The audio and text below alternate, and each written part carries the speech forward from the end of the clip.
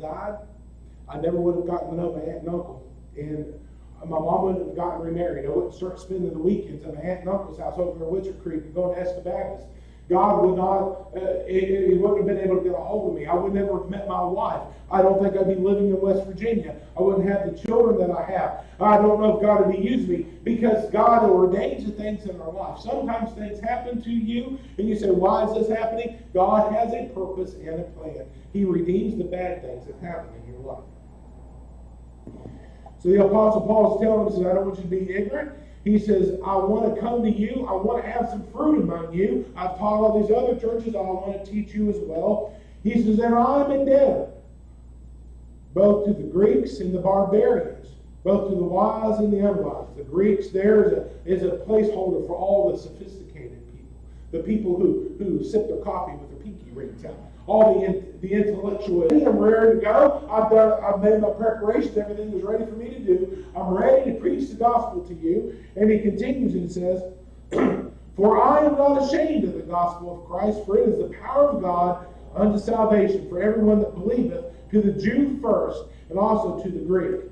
For therein is the righteousness of God revealed from who God really is. Then your natural response is going to be to return from your sin. Here it says, God, the righteousness of God is revealed from faith to faith. Now here's the truth. And he gives you the rest of the faith that you need to get saved. From faith to faith. Why is it that some people get saved and some people don't? Some people make a decision to have faith in God. Decide to trust in God. And take that one step out. And that's all you need. We are justified by our faith. All right. So I want you to notice three things. We'll get into the sermon. Verse number 14, the Apostle Paul says, I am a debtor both to the Greeks and the barbarians. He is a debtor. That speaks to Paul's motivation. And then he says, as much as any, I am ready to preach the gospel. That talks about his preparation. And then he says that I'm not ashamed. That's his attitude.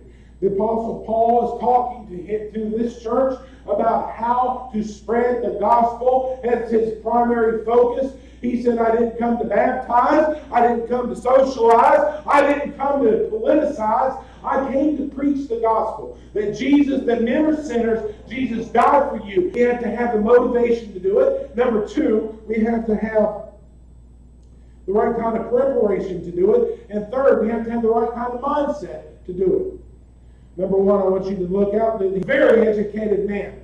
And he says, I am a debtor both to the Jew and to the Greek. He was saying, listen, I was once a man who was lost. I had no hope. I was a murderer going around killing Christians. Somebody to me. Old Ananias came up and said, Brother Paul, will you want to get your sight back? And he touched me. And then for me, how he came to me where I was. He came to me in my darkness. I need to go to others and tell them about Jesus.